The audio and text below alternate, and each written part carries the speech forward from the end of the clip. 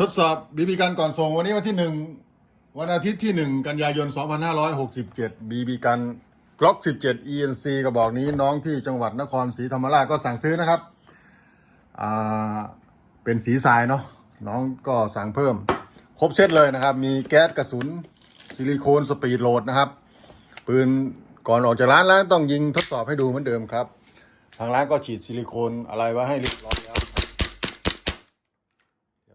ครับนัดสุดท้ายสไลด์ค้าง ENC เขาก็จะติดสติกเกอร์ปิดโลโก้กล็อกไว้นะครับอาจจะป้องกันลิขสิทธิ์หรืออะไรประมาณนี้นะครับเราก็เอาไปแกะออกได้นะครับที่ร้านก็มีบีบีกันอัดแก๊สหลายรุ่นครับแบงก์กันก็มีเยอะครับมีหลายรุ่นสนใจก็ทักมาได้ครับผม